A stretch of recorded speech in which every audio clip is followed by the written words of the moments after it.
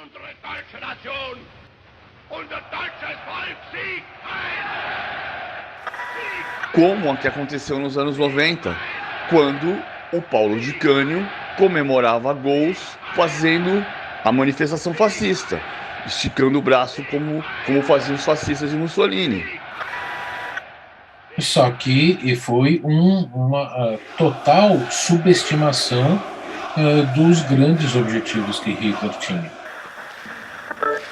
Então, tem pedaços das manifestações políticas que são, se você não tomar cuidado, você permite que se use manifestação por um lado muito perigoso. Ter esse tipo de atitude lá foi realmente um dos raros ingleses que viam como uma ameaça. Todos os titulares da Inglaterra de branco terem saudado os nazistas. Todos fazem a saudação. Aí vocês sabem o que Hitler disse para os seus generais logo depois desse encontro? Um bando de medrosos, pareciam minhocas se enfiando na terra com medo de uma nova guerra. Por incrível que pareça, esses dois especialistas estão falando do mesmo assunto. Jeder hat mich belogen, sogar die SS. Die gesamte Generalität ist nichts weiter als ein Haufen niederträchtiger, treuloser Feiglinge. Mein Führer, ich kann nicht zulassen, dass die Soldaten, die für Sie verpflichtet... Você se sentiu incomodado? Jeder hat mich belogen, sogar die SS. Agora, me diga, se você estivesse sendo pressionado por Hitler e fosse obrigado a fazer a saudação nazista e abandonar seus sonhos, deixando de lado tudo que acredita, o que ia ser mais forte? A sua moral ou os seus desejos? Bom, saiba que isso aconteceu em uma partida de futebol. Você quer saber o desfecho dessa história? Então senta, que lá vem esporte.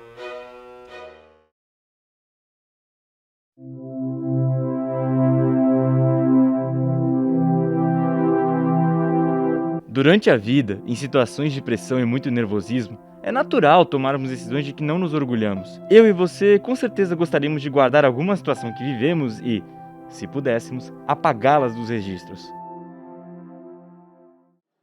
Agora, se imagina nessa situação. Você defende o seu país no seu esporte preferido. Que sonho, hein?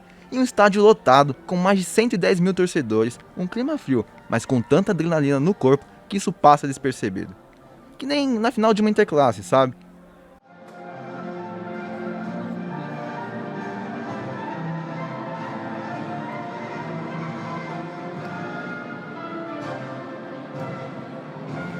Em um sábado, às 5 horas da tarde, você é simplesmente obrigado a fazer a saudação nazista. No nosso primeiro episódio, eu, Derek Toda, E eu, Johnny Negreiros, vamos dizer que seremos o meio de campo nessa história.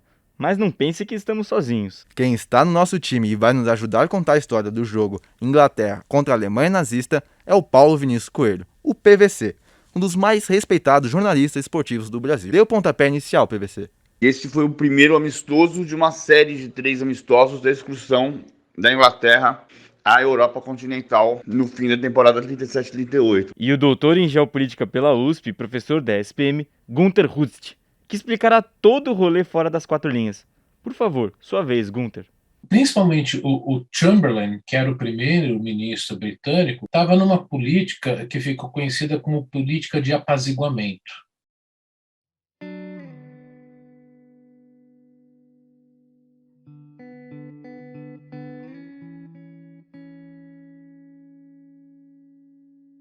A combinação futebol e política sempre demonstrou episódios memoráveis que entraram na história.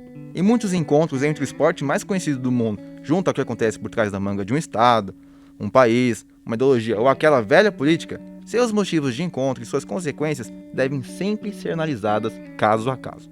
Muitas vezes o que se obtém é algo nobre e digno de se orgulhar. Entretanto, nem sempre isso acontece. Como a que aconteceu nos anos 90, quando o Paulo de Cânio comemorava gols fazendo a manifestação fascista, esticando o braço como faziam os fascistas de Mussolini. No período de entreguerras, quando o futebol começou a ganhar uma dimensão maior de um esporte de competição entre os países, os governos autoritários né, o fascismo de Mussolini da Itália, o nazismo de Hitler na Alemanha, procuraram usar o futebol como mais um instrumento político. Então, tem pedaços das manifestações políticas que são, se você não tomar cuidado, você permite que se use manifestação por um lado muito perigoso. Pois é, nem sempre o encontro histórico é digno de se orgulhar. Hoje, a história a ser contada para você é sobre um momento em que, se pudessem, os ingleses simplesmente apagariam de seus registros. Você vai ouvir sobre o dia em que a seleção da Inglaterra fez a saudação nazista. Todos os titulares da Inglaterra de branco têm saudado dos nazistas. Todos fazem a saudação.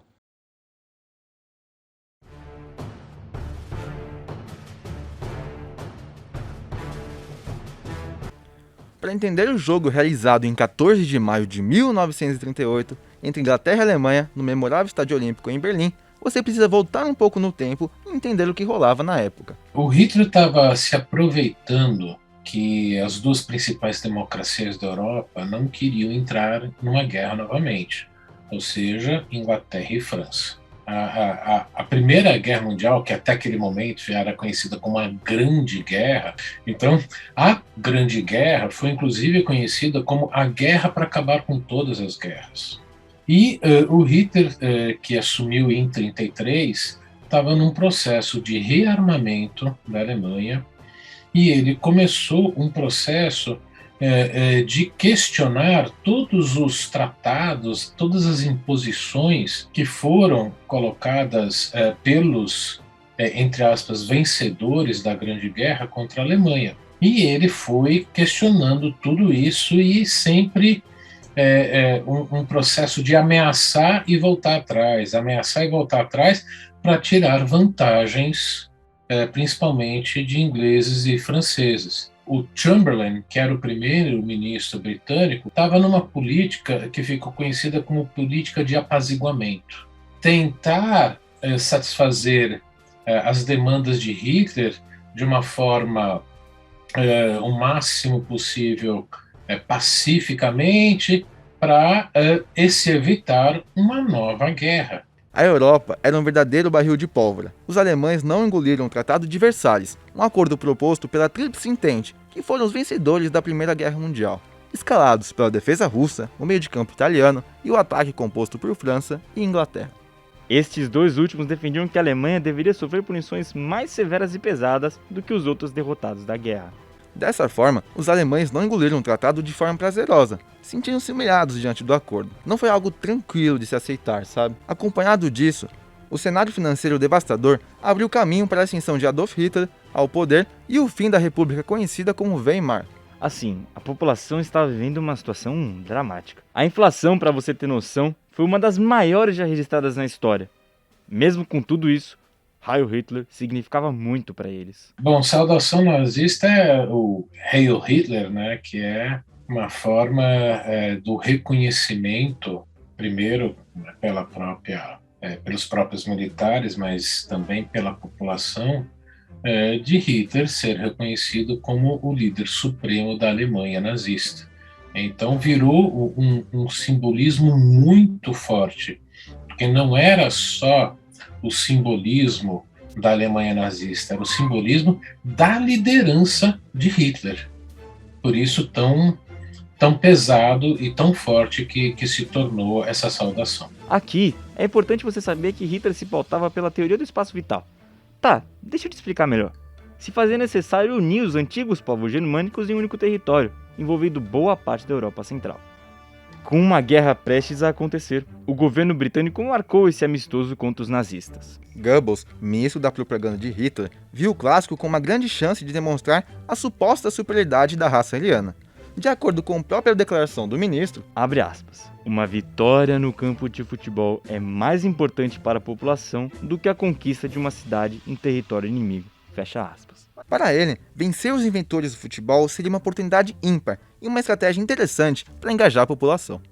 Apesar dessa fala, que efetivamente era até uma forma de você também levar essa população alemã a aceitar essa necessidade de competir em tudo, porque você não faz uma população aceitar ir para a guerra da noite para o dia, né? Então, vem tudo num crescendo da propaganda nazista a aceitar que, como raça superior, teria que estar disposta a ir à guerra e, portanto, enfrentar as consequências.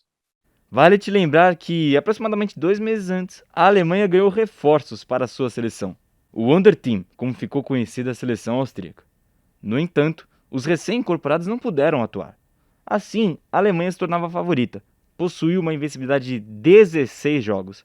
Mas o favoritismo alemão não era unânime entre os torcedores. Os jogadores austríacos, com a Áustria recém-anexada, não podiam jogar. Vale a lembrança de que a Áustria foi um dos maiores times dos anos 30 e a Áustria tinha sido semifinalista da Copa do Mundo de 34, eliminada pela Itália na semifinal. Pretset, Zarizesta, Wagner Schmidt, Urbanek, Zizek, Bican, Sindelar, Haworth e Virtel. Era o time do Gumissel, o técnico austríaco que fez um dos maiores times da história do futebol daquela região do mundo. A Alemanha tinha sido terceira colocada na Copa de 34, mas a Áustria era mais forte do que a Alemanha. E a Inglaterra não estava afiliada à FIFA, o que dava a eles ainda a impressão de que eles eram os mais poderosos do planeta. Então não era uma zebra a Inglaterra ganhar da Alemanha. No mês seguinte, a Alemanha perde para a Suíça no primeiro jogo da Copa do Mundo. Eu acho que havia ali uma certa turbulência nessa época, muito em função da anexação da Áustria, da revolta de alguns jogadores austríacos que se recusaram a jogar pela Alemanha, como Sindelar. Sindelar é um personagem emblemático, porque ele morreu, teoricamente suicidou-se, muito em função da chegada da guerra. E era o grande jogador, apesar do Bican ser um extraordinário artilheiro, o Sindelar era o cara que controlava aquele time da Áustria de 34 e que se recusou a ser anexado pela Alemanha.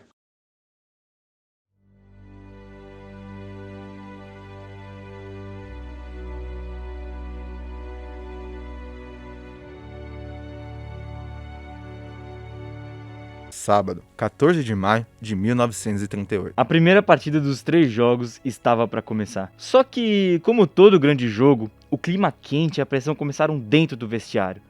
Se tudo isso que nós falamos para você ainda não foi o suficiente, o ápice da problemática entre alemães e ingleses estava por vir, envolvendo o capitão Ed Hapgood e o embaixador britânico em Berlim, Neville Henderson. O capitão Ed Hapgood argumentou com as autoridades que se olhar para a tribuna seria suficiente, não precisaria fazer a saudação nazista. E o embaixador britânico em Berlim foi quem deu a ordem para que todos fizessem a saudação. Voltamos à pergunta lá do começo do nosso podcast. Imagine um líder próximo a você, um chefe seu, algo assim. O que você faria nessa situação? Realizaria a saudação nazista ou seguiria seus princípios? Essa reflexão deixamos para você. E bora continuar. Goebbels, o ministro da propaganda alemão, que estava naquela tribuna citada pelo PVC, era talvez o principal aliado político de Hitler no governo. Sem dúvida alguma, né, Goebbels, como o grande ideólogo, né, o grande ministro da propaganda nazista, ele tinha que estar presente, já que Hitler não estaria, já que ele não vai estar, tem que ter alguém representando.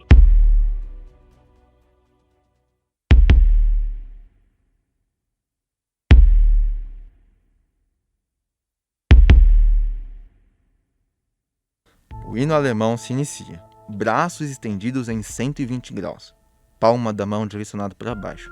Todos os titulares ingleses sinalizaram o nazismo. Você sabe qual foi a única exceção? Seu nome é Stan Cullis.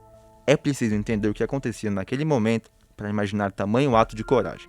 Somente Cullis, à época jovem zagueiro do Wolverhampton, recusou-se a praticar o ato. Stan Cullis é muito mais forte na história do futebol inglês como o técnico do Wolves, que ele formou nos anos 50, que foi um ótimo dos anos 50 na Inglaterra, campeão inglês em 53, 54, 59, que tinha Billy Wright, que tinha 4 jogadores da seleção de 58, que empatou com o Brasil 0-0. Stan Cullis foi um cara que montou aquele time. Ele é importante, muito importante como treinador, mas eu acho que tem um pouco de lenda na questão de ter sido o único a não ter saudado. Tem uma foto, o livro se chama Illustrated History of British Football. E a foto dá a impressão de todos os titulares da Inglaterra de branco terem saudado dos nazistas. Ficou curioso para ver essa foto? Entra nas redes sociais do @SentaQueLaVemSport. Lá você confere essa foto que o PVC nos enviou e muito mais. Nesse sentido, eram raras na Inglaterra, no período entre guerras, as pessoas que sabiam do real perigo que era ter um nazista no comando de uma das maiores potências europeias. Essa não tentativa de combater e fazer a saudação nazista não era assim de todo incomum, não. Muito pelo contrário, naquela época, você criticar o nazismo, você poderia ir contra uma grande maioria.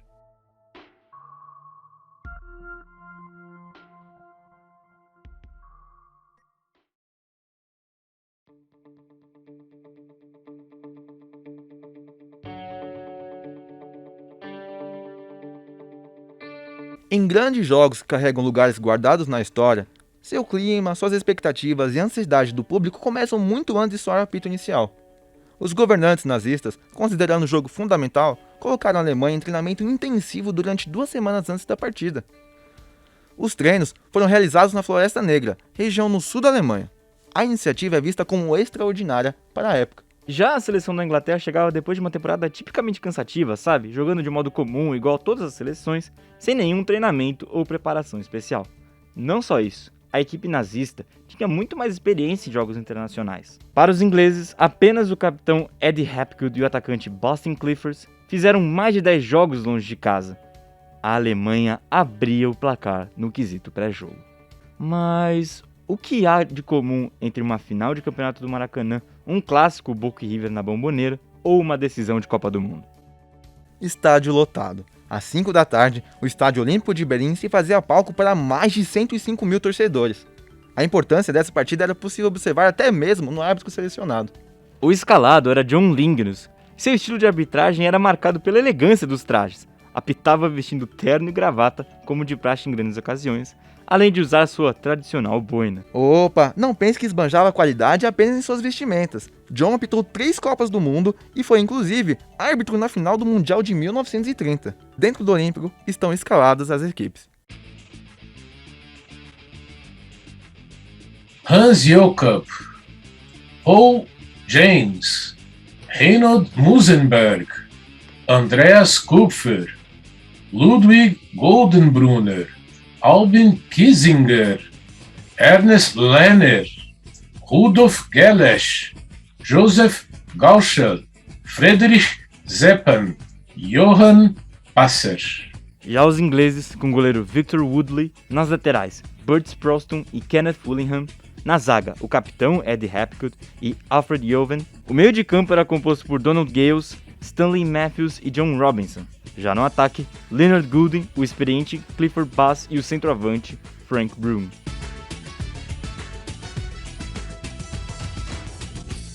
Bola no meio, apito o árbitro e o pontapé foi dado. Começa finalmente o jogo dentro das 4 linhas. Será que o treinamento e os mais de 100 mil torcedores empurrarão o time nazista? A Inglaterra vem ao ataque. Gooden prepara um chute. Jakob, goleiro da Alemanha, faz um milagre para evitar o gol.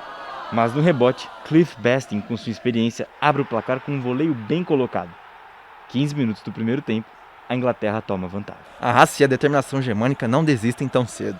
Finalmente, todo o investimento, preparo e a importância do jogo para a Alemanha entram em campo. Os alemães pressionavam a defesa inglesa e logo aos 4 minutos, com um chute de perna direita de Rudi Gelesch, festa para os nazistas.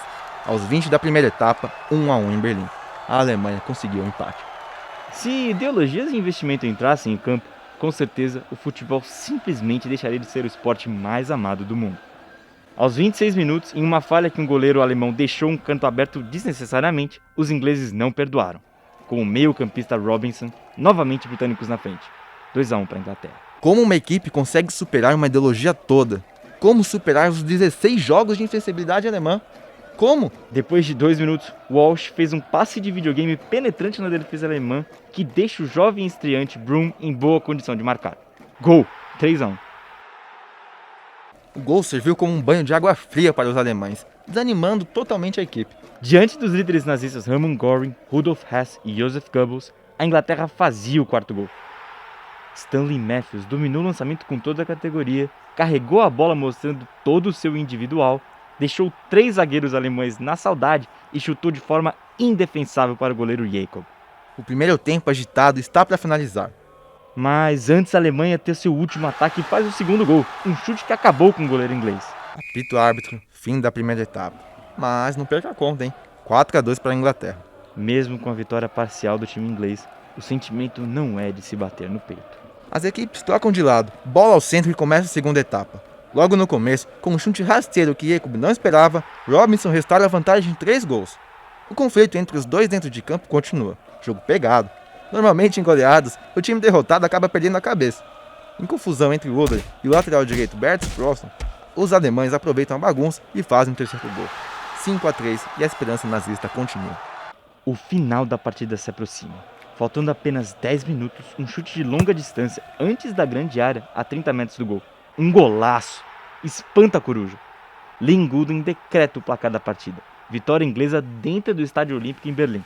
Apita o árbitro John Lennon, fim da partida, 6-3 para a Inglaterra.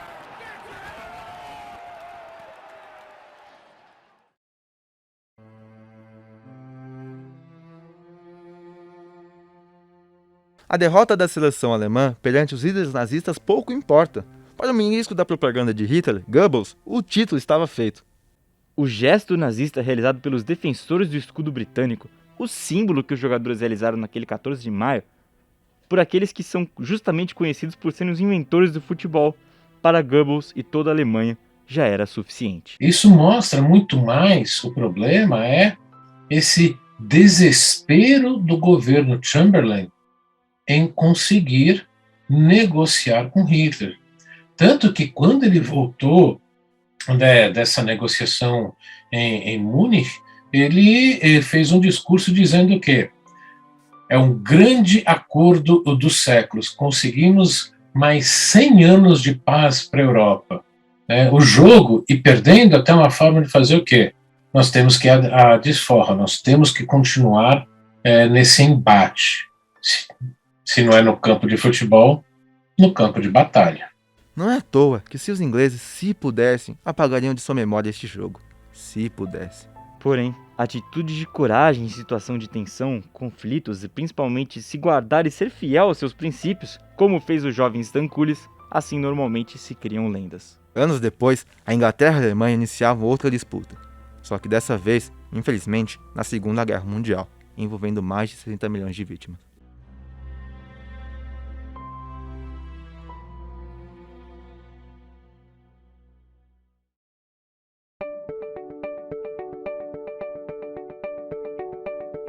Nos dias atuais, muito se discute o papel do esporte e do futebol especificamente para fortalecer a democracia e pautas políticas, vistas por muitos como louváveis. Por exemplo, a luta antirracista, cujos protestos se espalharam ao redor do mundo futebolístico após os acontecimentos envolvendo George Floyd. O futebol não tem a obrigação de ser visto como uma força para determinada condição política, como se fosse uma coisa para fazer o bem. Não acho que tenha essa responsabilidade. O esporte não tem essa responsabilidade. As pessoas podem livremente ter determinadas ações que entendam que a sua representatividade pode ser usada, a sua imagem ser usada para uma causa, como Hamilton fez no ano passado na Fórmula 1. Caso a FIFA permitisse manifestações políticas, todas elas deveriam ser aceitas. Agora, imagine você, caro ouvinte, se um jogador, por exemplo, comemorasse um gol fazendo apologia ao fascismo. Muita gente fica furiosa quando a FIFA proíbe manifestações XYZ, uma manifestação contra o racismo, que era absolutamente legítima, a FIFA permitiu, e, enfim, vários times ao redor do mundo se ajoelharam nos inícios dos jogos contra o racismo desde o acontecimento do ano passado nos Estados Unidos.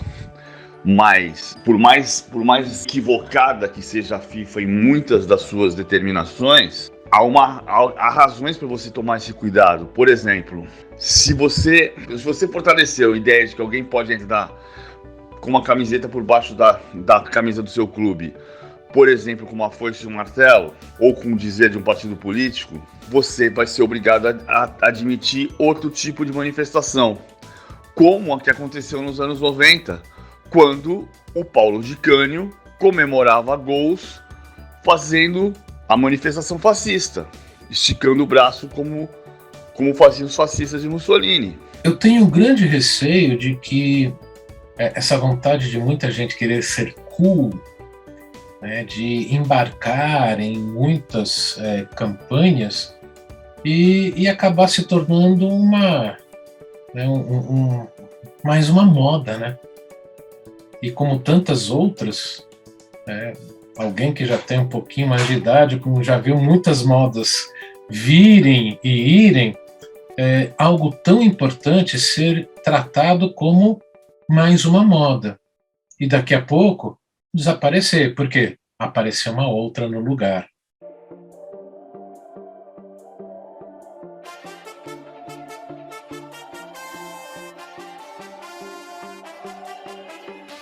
Resumindo, este episódio levanta a discussão.